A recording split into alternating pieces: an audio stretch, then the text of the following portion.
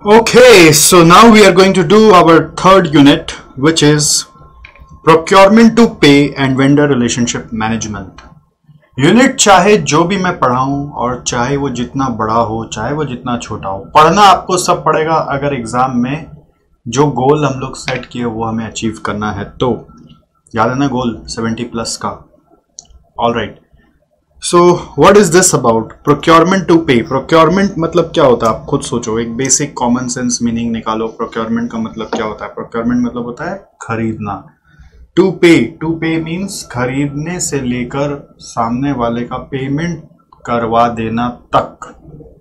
And vendor relationship management, vendor मतलब समझते हैं जिनसे हम कोई भी सामान खरीदते हैं उसको वेंडर कहते हैं, और उनसे कैसे रिलेशनशिप मेंटेन किया जाए तो वेंडर रिलेशनशिप मैनेजमेंट।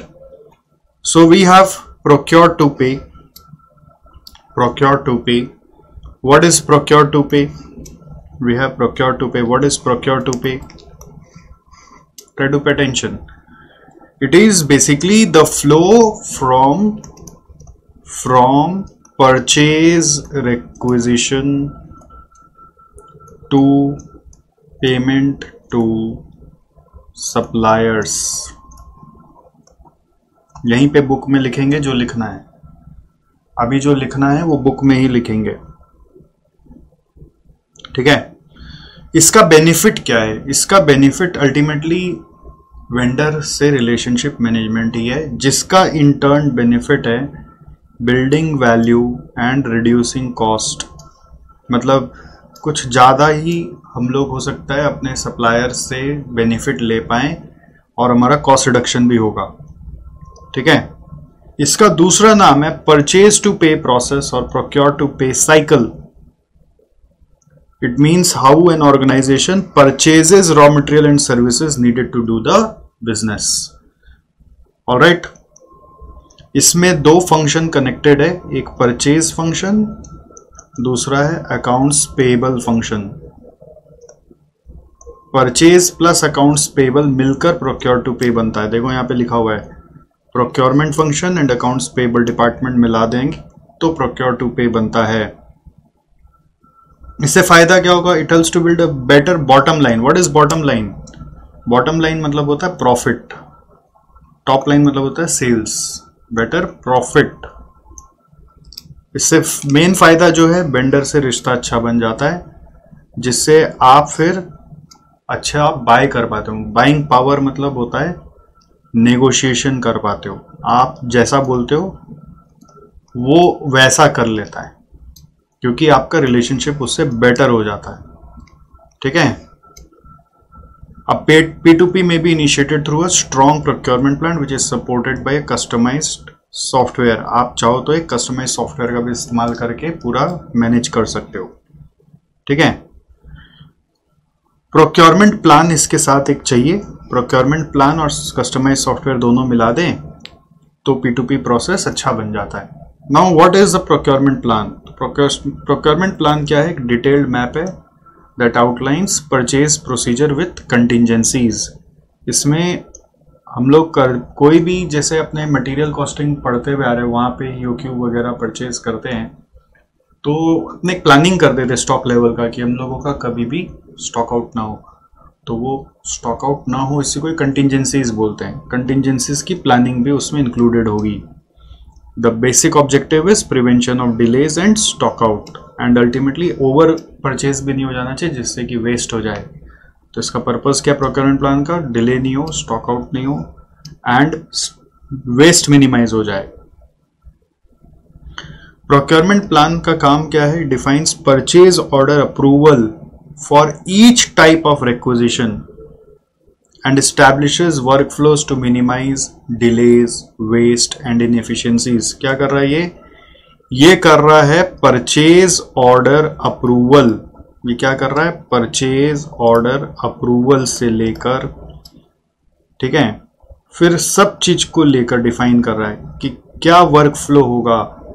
मतलब वर्क फ्लो मतलब स्टेप बाय स्टेप क्या प्रोसेस फॉलो होगा अप्रूवल का, और उसके बाद भी क्या क्या स्टेप्स होगा, जिससे कि एंड अदर वर्कफ्लोज। वर्कफ्लोज मतलब होता है steps of doing the work, ठीक है, जिससे अपना objective of minimization of delay, waste and inefficiencies कम हो जाए. With a well-established procurement plan, the emphasis on supply chain is substantially reduced. आपका सप्लाई चेन के ऊपर डिपेंडेंसी कम हो जाती है, मतलब सप्लायर के ऊपर डिपेंडेंसी कम हो जाती है. वो जैसा करेगा वैसा नहीं, आप जैसा चाहोगे वैसा होगा. और इसी के साथ अगर वेंडर मैनेजमेंट भी कर लें, वेंडर मैनेजमेंट मतलब वेंडर रिलेशनशिप मैनेजमेंट, तो P2P प्रोसेस और बेटर हो जाता है. एक्चुअली हमको वेंडर से रिलेशनशिप मेंटेन क्यों करना है? हमको इसीलिए मेंटेन करना है कि हम अपने यहाँ पर पूरा का पूरा काम अच्छे से कर पाएँ. जैसे अगर ये हमारी फैक्ट्री है, ठीक है, अगर ये हमारी फैक्ट्री है, मान लो ये वेंडर है, तो वेंडर से सामान लेके आना का जितना भी स्टेप्स है till the payment done to the vendor, ये पूरा ही P2P प्रोसेस है. ठीक है, और इस सब में देखो वेंडर जो है वो एक इंसान होता है, कंपनी होती है, कंपनी के पीछे इंसान होता है, तो उसके साथ रिलेशन बनाना ज़रूरी होता है जिससे कि वो आपको प्रायोरिटीज़ दे. ठीक है, इंटरेक्शंस बिल्डअप करना को बोलते हैं. अगर आप इंटरेक्शंस बिल्डअप कर रहे हैं, उनको इन्वॉल्व कर रहे हैं, उनकी रिक्वायरमेंट को भी समझ रहे हैं, ठीक है, उनको कहीं अपना पार्टनर बना रहे हैं, उनसे सजेशंस ले रहे हैं, तो उसी को हम लोग रिलेशनशिप मैनेजमेंट बोलते हैं, वेंडर रिलेशनशिप मैनेजमेंट. तो यहाँ पे जो जितना भी स्टेप्स है ना, उसी को वर्क फ्लोज बोलते हैं. वो वर्क फ्लो अगर आप बना लेते हो तो इससे फ़ायदा क्या होगा? ये पूरा दोनों काम करके VRM करके फ़ायदा क्या होगा? कॉस्ट मिनिमाइज होगा. ठीक है, यहाँ पे लिखा होता है ना बेनिफिट्स, क्या क्या फ़ायदा होगा? बाइंग पावर मैक्सिमाइज हो जाएगा, बॉटम लाइन बेटर हो जाएगा, वेस्ट मिनिमाइज हो जाएगा, डिलेज कम हो जाएगा, स्टॉक आउट हट जाएगा. ओके, अभी क्लियर हो गया आपको पूरा? इससे हम लोग का सप्लाई चेन पे डिपेंडेंसी कम हो गया. मतलब बेसिकली सप्लाई चेन मतलब वेंडर के ऊपर डिपेंडेंसी कम हो गया. अभी उतना ही समझो. P2P comprises of 3 primary perspectives which are organized in a loop. इसमें 3 perspectives है जो एक लूप में चल रहे हैं, मतलब लगातार ये फंक्शन एग्जीक्यूट होते चले जा रहा है. तो 3 perspectives क्या है? पहले बोल रहा है परचेज ऑर्डर आएगा, फिर आएगा रिसीविंग प्रोसेस, मतलब आपके यहाँ पे गुड्स आ गया परचेज ऑर्डर प्लेस करने के बाद, और फिर रिसीविंग करके काम ख़त्म नहीं हुआ. अगर वेंडर्स के साथ रिलेशन मेंटेन करना है तो आपका ही जिम्मेदारी है कि इनवॉइसिंग का भी प्रोसेसिंग टाइम पे हो जाए. जो डिपार्टमेंट पहले परचेज करता था पहले के ज़माने में, वो सिर्फ रिसीव करके, कई बार होता था वो परचेज करके ही छोड़ देता था, उसको रिसीव से ही मतलब नहीं था. फिर बढ़ाया गया उसका स्कोप कि भाई देखो तो सर ये तुम परचेज हो क्या, रिसीव हुआ कि नहीं. फिर रिसीव के बाद और एक स्कोप बढ़ाया गया कि तुम ही देखो ना यार अकाउंट्स उसका पे हुआ कि नहीं. तो वेंडर से रिश्ता खराब होता है. वेंडर से बात करके आता है परचेज वाला, और पेमेंट के लिए वो अकाउंट्स वाला के पीछे घूमेगा, तो अकाउंट से रिश्ता खराब ही होना है. अकाउंट्स वाला लोग अड़ियल होता है, अकाउंट्स वाला लोग गुस्सा में काम करता है, उनके ऊपर बहुत लोड रहता है कंप्लायंस का, ये डेडलाइन वो डेडलाइन.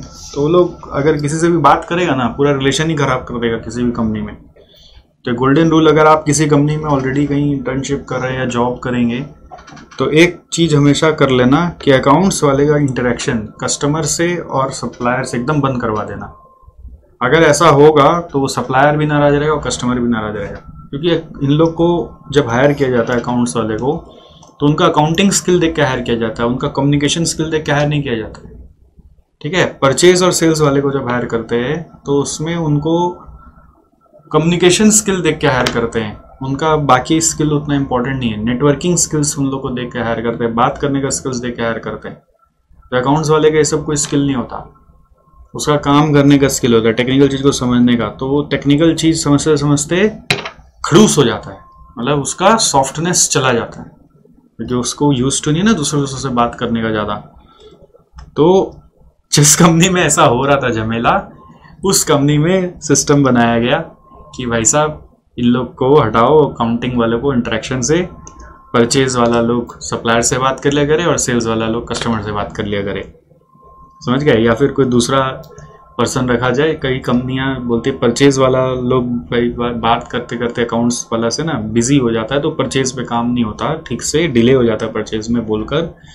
तो कई कंपनियों ने परचेज के साथ एक वेंडर रिलेशनशिप मैनेजर्स या वेंडर रिलेशनशिप एग्जीक्यूटिव बना दिया, वैसे ही सेल्स वाले के साथ कस्टमर रिलेशनशिप एग्जीक्यूटिव बना दिया कि सेल्स वाला सेल्स में बिजी रहे ना भाई, वो फिर बिल विल में अकाउंट्स वाला से बात करेगा, कम्युनिकेट करेगा, तो सेल्स का काम डिलेड हो जाएगा। तो एक वेंडर रिलेशनशिप एग्जीक्यूटिव बना दिया किसी कंपनी ने सेल्स रिलेशनशिप एग्जीक्यूटिव बना दिया, ठीक है।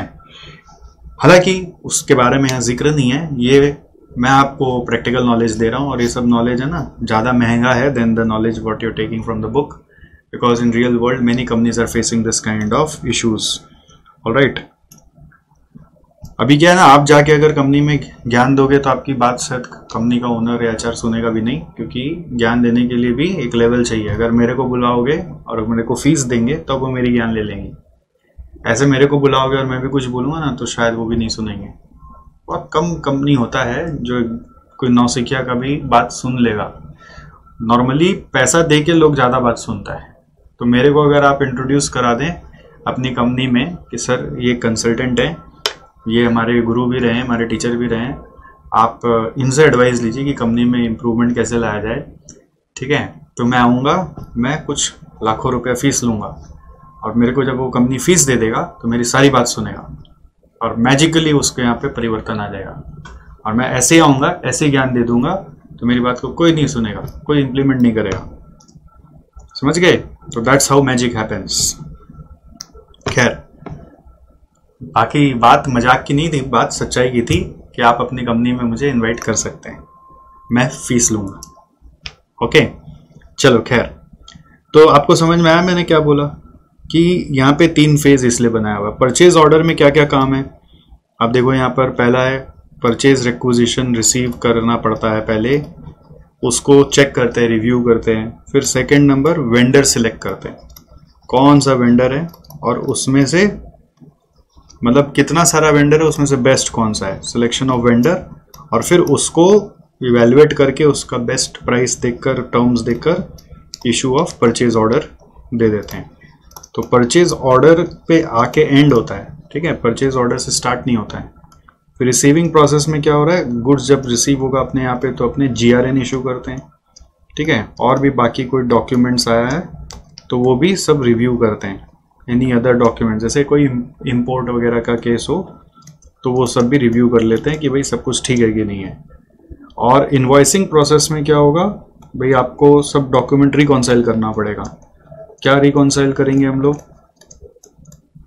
परचेज रिक्विजिशन क्या था, GRN क्या था, परचेज ऑर्डर क्या था, ठीक है, सारा चीज रिकॉन्साइल होगा। फिर उसके बाद पेमेंट होगा। समझ गए? तो ये 3 पर्सपेक्टिव हैं अपने P2P प्रोसेस का।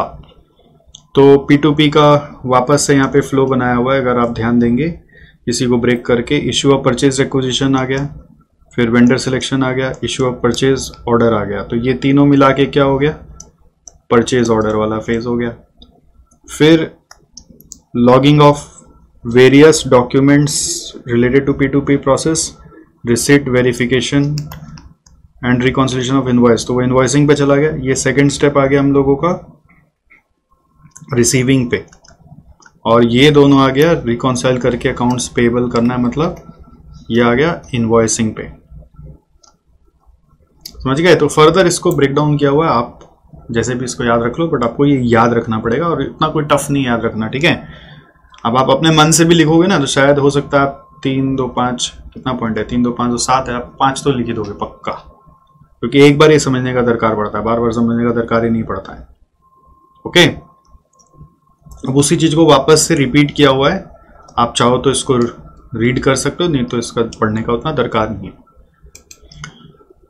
नेक्स्ट आ जाइए वेंडर रिलेशनशिप मैनेजमेंट। इसको देखिए, पहले पूरा समझिए, फिर अपने आराम से इसको लिखेंगे।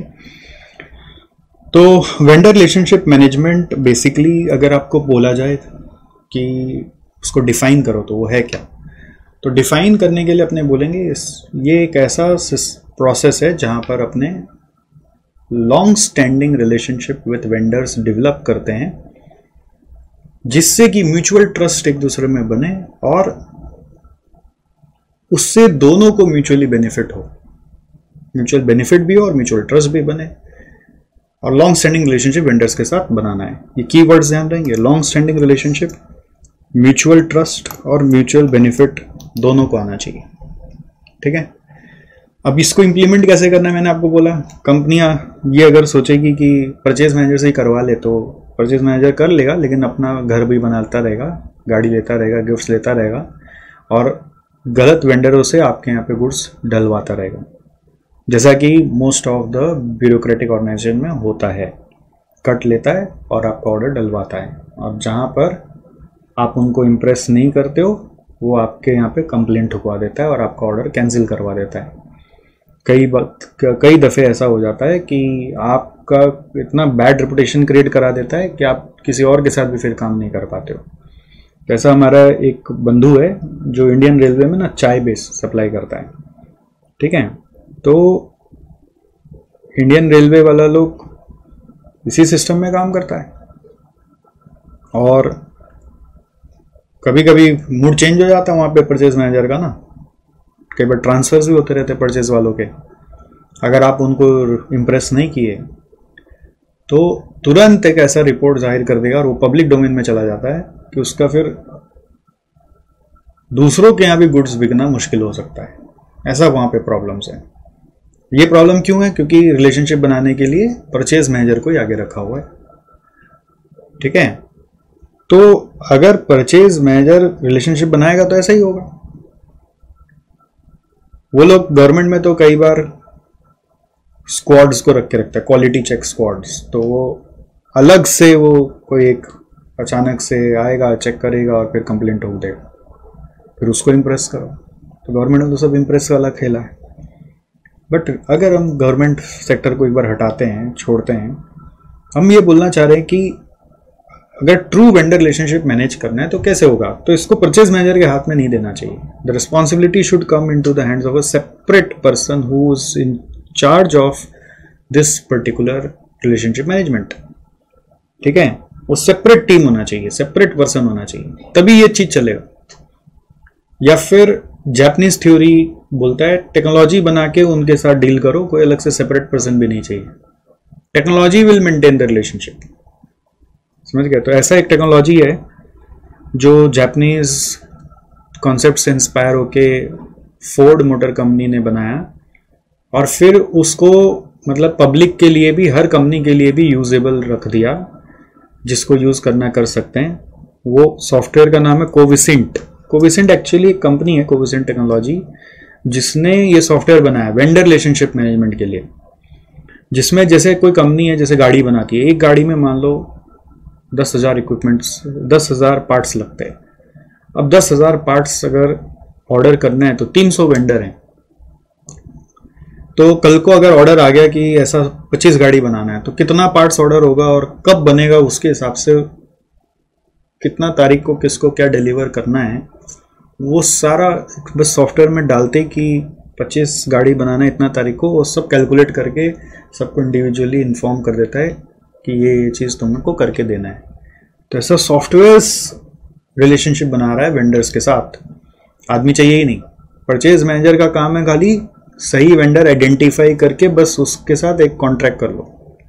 परचेज मैनेजर फिर दूसरा वेंडर्स खोजने निकल जाता है, दूसरा कंट्री से वो लोग गुड्स खरीदते हैं। गाड़ी बनाने वाली कंपनी कई बार एक कंट्री से बाय कर रही होती, जरूरी नहीं होती, मल्टीपल कंट्री से बाय कर रही होती है। सोचो एप्पल का फ़ोन चाइना में बनता है, बट पार्ट्स उसका ऑल ओवर द वर्ल्ड से आता है। तो एप्पल का जो परचेज मैनेजर है वो क्या करता है, वर्ल्ड वाइड घूमता रहता है, कौन सा सही वेंडर है वो खोजें, किसका फैक्ट्री में काम हमारा होगा, मतलब किसका पार्ट फैक्ट्री से पार्ट्स हमारा आएगा, वो ज़्यादा इंपॉर्टेंट है हमारे लिए। बट वेंडर से रिलेशनशिप बनाने के लिए उनका सॉफ्टवेयर है, कोई पर्सनल आदमी टच में आएगा सारा कोई ज़रूरी नहीं है। वो लोग लिमिटेड मैन पावर पे काम करते हैं और इसलिए करप्शन फ्री चीज़ चला पाते हैं। बट करप्शन वहाँ पे भी पॉसिबल है, हमें पता नहीं अभी कि वहाँ पे होता है कि नहीं होता एग्जैक्टली, बट वहाँ पे भी पॉसिबल तो है। वो परचेज मैनेजर के ऊपर ही डिपेंड करता है। ठीक है, corruption is somewhere dependent on person also ना, कंपनी क्या कर लेगा। कई बार कई जगह करप्शन सारा सिस्टम होने के बावजूद भी आ सकता है। खैर, that's a different aspect all together. मैं आपको क्या समझाना चाह रहा हूँ, इसको इंप्लीमेंट करने के लिए वी नीड एग्जीक्यूटिव और वी नीड सॉफ्टवेयर। अब रिलेशनशिप है तो आपको रिलेशनशिप एग्जीक्यूट करना पड़ेगा। रिलेशनशिप मतलब कुछ तो अपने को देना है, कुछ सामने वाले से मिलेगा। तो अपने क्या देंगे? अपने उनको टाइमली इंफॉर्मेशन देंगे, अपने उनको टाइमली पेमेंट कर देंगे। ठीक है। वेंडर का लड़ाई क्या रहता है? अरे आप लोग लास्ट में बताता है, अरे फिर इमरजेंसी करवा देता है, कई टाइम पे ऑर्डर नहीं देता आप लोग। उनका कंप्लेंट्स को कम्युनिकेशन में बदलना है। ठीक है। उनका कंप्लेन क्या रहेगा? टाइम पे पेमेंट नहीं आता है, कट जाता है पेमेंट, तो फुल पेमेंट मिले और टाइम पे मिल जाए, उनका दुख खत्म। और आपका दुख क्या है? कि उनको टाइम पे डिलीवरी करो, बेस्ट रेट पे दो, प्रायोरिटी डिलीवरी करो, तो वो आपके लिए भी करेगा।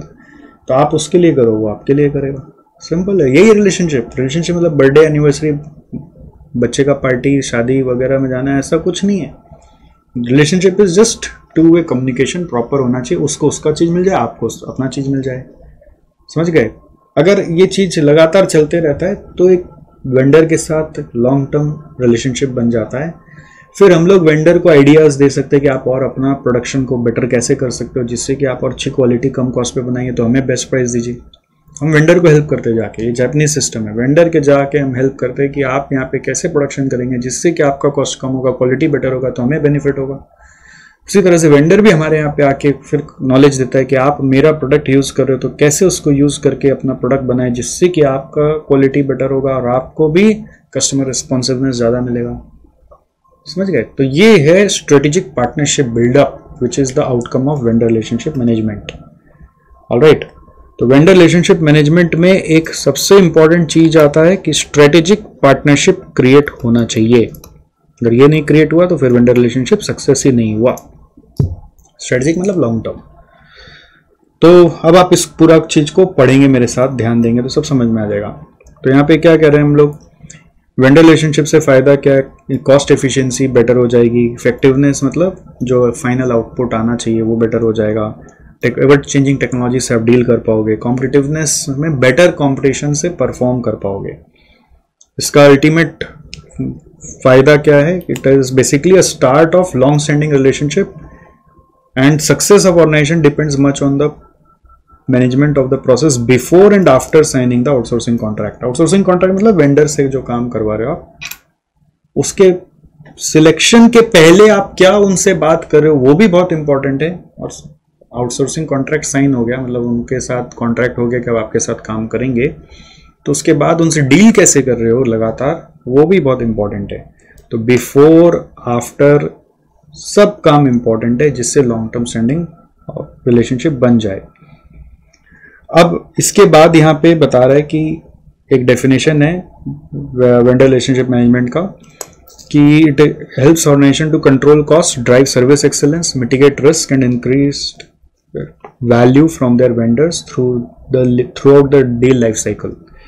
इसका मतलब क्या है? कंट्रोल कॉस्ट होगा तो समझ में आ गया, कॉस्ट बढ़ेगा नहीं अननेसेसरी। सर्विस एक्सेलेंस बेटर हो जाएगा मतलब हम लोग अपने कस्टमर को जल्दी सर्विस दे पाएंगे, है ना। सर्विस एक्सेलेंस मतलब टू द कस्टमर्स। फिर क्या है? Mitigate risk. What is the interpretation of mitigate risk? कई बार वेंडर्स जो होते हैं ना वो ऐसे होते हैं जो हम लोगों को गलत चीज सप्लाई करते हैं या डिले कर देते हैं, तो वेंडर्स के कारण हम लोगों को नुकसान हो सकता है। हमारा प्लांट में आइडल टाइम आ गया, हमारा फिनिश गुड्स घटिया क्वालिटी का बन गया, तो हमारा बिजनेस को अफेक्ट होगा ना। तो उसको मिटिगेट करने के लिए हम लोग वेंडर्स के ऊपर पेनल्टी क्लॉजेस लगा देते हैं। तो मिटिगेशन ऑफ रिस्क होता है, वो डिपेंड करता है कि आप जब पहली बार वेंडर सिलेक्ट करो तो आप क्या टर्म्स बना रहे हो। इसीलिए लिखा हुआ बिफोर एंड आफ्टर दोनों समय काम है। आफ्टर में हम लोग उनको ऑर्डर प्लेस करके देंगे, बट बिफोर में क्या है? उसको सही वेंडर को सिलेक्ट करना और उनके साथ ये सब कॉन्ट्रैक्ट में टर्म्स एंड कंडीशन लगाना। ठीक है। Through out the deal life cycle का मतलब क्या है? जैसे एक्सपीरियंस से हमें पता होता है कि हम लोग वेंडर्स से जब काम करते हैं तो कितने समय तक एक वेंडर से काम करते हैं, तो उस पूरे पीरियड तक हम लोग सारा जैसा सोच रहे वैसा ले पाए बेनिफिट्स, उसी को बोलते हैं वेंडर रिलेशनशिप मैनेजमेंट। तो इसी डेफिनेशन को ब्रेक करके फॉलोइंग एस्पेक्ट्स निकल के आ रहा है। तो फॉलोइंग एस्पेक्ट्स क्या निकल के आ रहा है कि सबसे पहले इसमें वेंडर सिलेक्ट करना बहुत जरूरी है, सही वेंडर। फिर उसके बाद उनको कैटेगराइज करो, so based on some metrics and relationship, आप देखो कि उनके साथ सही तरीके से कॉन्ट्रैक्ट हुआ है कि नहीं। ठीक है, नॉर्मल देखो उचंती काम होता है ना, छोटा मोटा काम, उसमें ये सब कॉन्ट्रैक्ट नहीं होता। बड़ी बड़ी फैक्ट्रियों को ये सब कॉन्ट्रैक्ट्स वगैरह पे सोचना पड़ता है।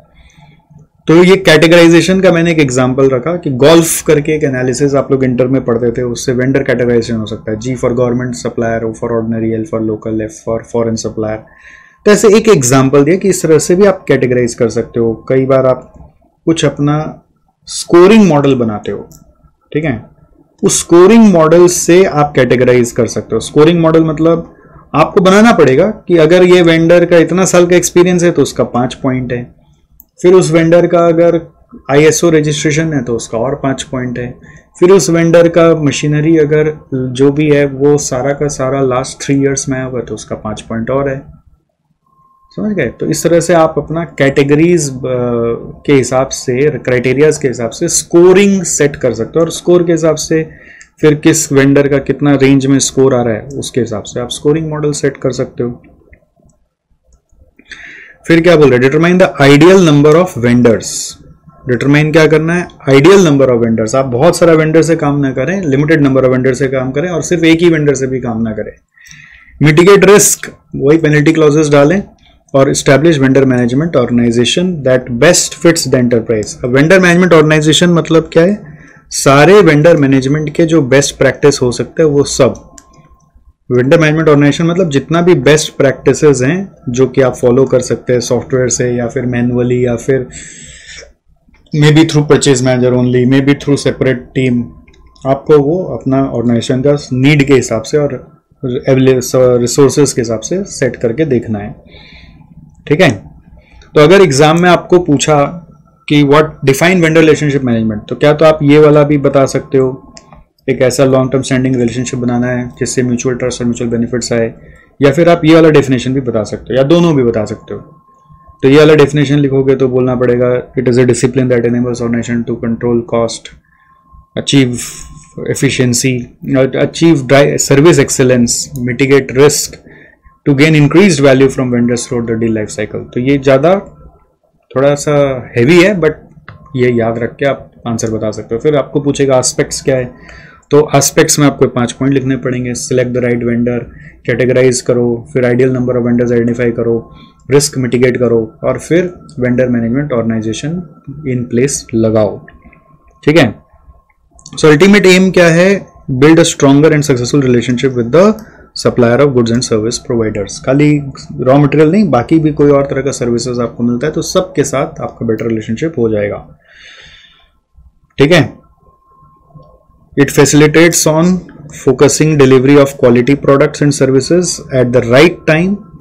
ठीक है, राइट टाइम पे आने से वैल्यू क्रिएशन होता है।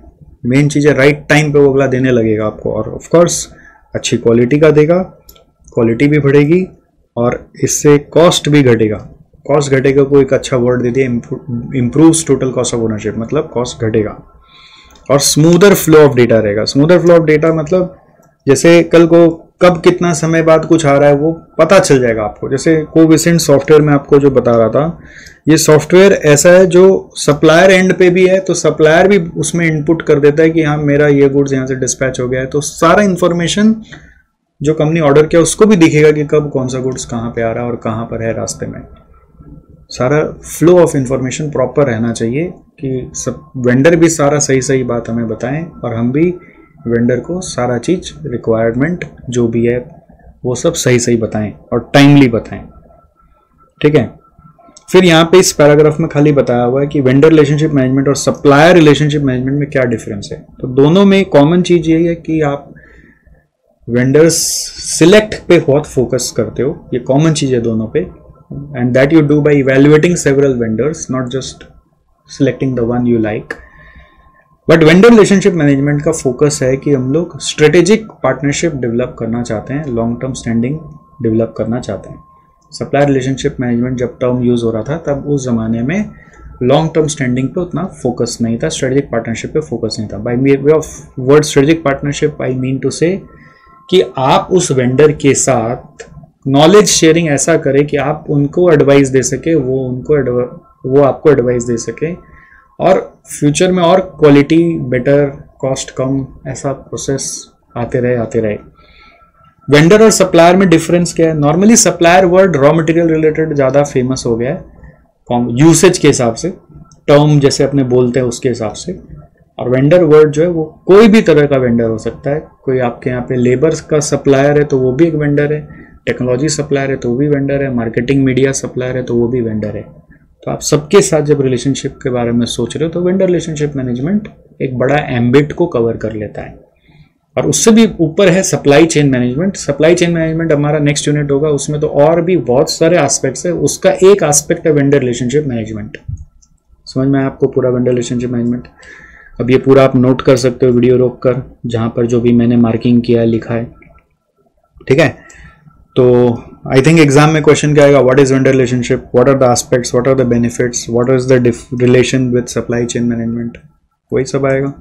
बेनिफिट्स अगर आपको बोलेगा तो क्या बोलोगे? बेनिफिट्स ये रहा, these are benefits of vendor relationship management. तो ये बेनिफिट्स बोल दोगे, ये एस्पेक्ट्स बोल दोगे, ये एस्पेक्ट्स बोल के आप मार्क कर लेंगे कि ये एस्पेक्ट्स है। ऑडिट कर लोगे तो आप इसको पूरा कॉपी कर लो, बट उसके बाद क्या करना है आपको याद है ना। अभी जैसे एक यूनिट खत्म हो गया, नेक्स्ट यूनिट आ रहा है, तो उसका समरी बनाना है। समरी नहीं बनाओगे अभी तो फिर काम बनेगा नहीं। आप लोग है ना बहुत लापरवाह रहते हो समरी बनाने में, बट आपको समरी बनाना ही अभी। प्रोक्योरमेंट टू पे एंड वेंडर रिलेशनशिप मैनेजमेंट, देखो ये सब माथा में बैठेगा नहीं, हाथ से लिखे बिना ना दिमाग चलता नहीं। सरस्वती माँ बोलती है बेटा जब तक तुम हाथ से नहीं लिखोगे ना, मैं तुम्हारे दिल में आऊंगी नहीं, ठीक है, मतलब मन में बैठूंगी ही नहीं। तो ये बहुत ज़रूरी है कि आप हाथ से सब कुछ लिखें, इसलिए वहाँ पे मार्किंग करने से सिर्फ नहीं होगा। P2P जब हेडिंग दोगे तो P2P में क्या क्या हेडिंग आएगा देखो। P2P, व्हाट इज P2P यहाँ पे आ रहा है, व्हाट इज P2P प्रोसेस लिखा है। It is also referred as purchase to pay process, procure to pay cycle is how an organization purchases the material and services needed to do the business, ठीक है। फिर इसके बारे में detail लिखना हो तो it provides linkage between procurement and accounts payable. फिर इट हेल्प्स, इसका बेनिफिट्स क्या है, इसका बेनिफिट्स है बेटर प्रॉफिट, फिर क्या है बेटर वेंडर रिलेशनशिप्स, फिर क्या है मैक्सिमाइजिंग बाइंग पावर, और how to initiate this, procurement plan चाहिए और कस्टमाइज्ड सॉफ्टवेयर चाहिए। तो रिक्वायरमेंट्स आ गया, ठीक है। What is a procurement plan, requirement में ये 1 है, ये 2 है। फिर आ गया what is a procurement plan, procurement plan क्या है। तो प्रोक्योरमेंट प्लान क्या है, एक डिटेल्ड मैप है जो आउटलाइन करता है परचेज प्रोसीजर विद कंटिजेंसीज, जिसका बेनिफिट क्या है, prevention of delay, stock out and minimizing waste, ठीक है। तो प्रोक्योरमेंट प्लान क्या करता है, defines purchase order approval process for each type of requisition, कैसे परचेज ऑर्डर बनेगा, ठीक है। एस्टैब्लिशेस वर्क फ्लो, क्या स्टेप्स होंगे जिससे कि आपका वेस्ट कम हो जाए, डिलेज कम हो जाए। फिर 3 पर्सपेक्टिव्स है, तो ऐसे आपको ये पॉइंट्स को लिखने पड़ेंगे यहाँ पे, जैसे मैंने बताया आपको उस हिसाब से। व्हाट इज P2P ऐसे करके लिखोगे, उसके उसमें हम क्या लिखेंगे, फिर उसका बेनिफिट्स लिखोगे कि उसका बेनिफिट्स क्या है, फिर उसका रिक्वायरमेंट्स क्या है, 2 रिक्वायरमेंट है, प्रोक्योरमेंट प्लान और कस्टमाइज सॉफ्टवेयर, ठीक है। फिर क्या लिखोगे, प्रोक्योरमेंट प्लान क्या होता है, तो प्रोक्योरमेंट प्लान के बारे में जो यहाँ पे लिखा हुआ वो उतारोगे। फिर आप लिखोगे कि उसका बेनिफिट्स क्या है, बेनिफिट्स ऑफ प्रोक्योरमेंट प्लान क्या है, ठीक है। फिर क्या करना है, फिर आपको 3 पर्सपेक्टिव्स ऑफ P2P लेना है। 3 पर्सपेक्टिव्स जो था उसका पूरा चार्ट बना लेना है जैसा मैंने बनाया। तो ये सब पॉइंटर्स यूज करके आपको अपने नोट्स बना लेने हैं। अब बोले इसमें बहुत टाइम लग रहा है सर, हम तो बनाएगा तो मेरा तो खत्म ही नहीं होगा, तो फिर अटेम्प्ट लगेगा वो 6 महीना, वो ज़्यादा सही है, वो देख लो आप, क्योंकि आपको अदरवाइज याद ही नहीं रहेगा और आप डे बिफोर एग्जाम उतना रिवाइज ही नहीं कर पाओगे। रिवाइज भी कर लोगे तो आपको सीक्वेंस समझ में नहीं आया कि मैं लिखूं क्या, समझ गए। तो व्हाट इज P2P मैंने मार्क कर दिया आपके लिए, ये पैराग्राफ में यहां से आपका यहां तक आ गया। फिर बेनिफिट्स मार्क कर दिया आपके लिए, इट प्रोवाइड्स लिंकेज नहीं, यहाँ पर यहाँ तक आपका व्हाट इज P2P आ गया, लिंकेज बिटवीन टू डिपार्टमेंट्स तक। फिर बेनिफिट्स मैंने बता दिया, उसके बाद वाला 3 बेनिफिट है। रिक्वायरमेंट में बता दिया, 2 रिक्वायरमेंट है, प्रोक्योरमेंट प्लान और कस्टमाइज सॉफ्टवेयर। फिर प्रोक्योरमेंट प्लान क्या होता है वो बता दिया, उसका बेनिफिट्स क्या होता है वो बता दिया। फिर 3 पर्सपेक्टिव्स जो है वो ड्रॉ करके ऑलरेडी दे दिया, हो गया P2P। तो आप भी ड्रॉ करके बना लेना, समझ गए भाई साहब? ये मेहनत करना पड़ेगा, आप मेहनत करके दिखाओ मेरे को, तो मेरे को भी मोटिवेशन आएगा कि आप सच में मेरे होनहार स्टूडेंट हो, और मेरे को और मेहनत करना आपके पीछे। ये सब आइडियाज निकालना भी तो एक मेहनत है कि नहीं? तो इसमें भी आएगा what is vendor relationship management, ठीक है, उसका डेफिनेशन चाहिए। 2 डेफिनेशन है, एक मैंने लिख के दिया, एक वहाँ पे गार्टनर का लिखा हुआ, आप दोनों लिख लेना, ठीक है। डेफिनेशन 1 डेफिनेशन 2 दोनों लिख लेना। फिर उसकी बेनिफिट्स क्या है वो लिखना, फिर उसके 5 एस्पेक्ट्स क्या है वो लिखना, ठीक है। फिर आप लिख लेना वही जैसा मैंने लिखा है, supply chain management work, supply chain management, supplier relationship management और वेंडर रिलेशनशिप मैनेजमेंट में क्या इम्पैक्टफुल चीजें हैं या क्या मीनिंग है बेसिकली, वो लिख लेना आप। कोविसेंट तो मैंने नॉलेज के लिए बताया, वेंडर सप्लायर मैंने नॉलेज के लिए बताया। नहीं कर पाओगे आप? एकदम कर लोगे यार, आप फाइनल के स्टूडेंट हो, आप मास्टर्स डिग्री ले रहे हो एक तरह से।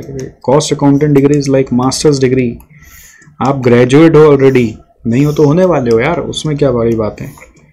तो इतना सा तो करना आपको आना ही पड़ेगा यार। छोटा छोटा बच्चा लोग कर लेता है आजकल क्लास 5-6 में, उनको हिंट दे के जाओ तो वो किताब बैठ के लिख लेता है, आप नहीं कर पाओगे, ऐसा कैसे हो सकता है? चलिए करके आइए, पूरा मार्किंग कर लीजिए और इसको भरिए, फिर अगला यूनिट चालू करिए। Alright, see you.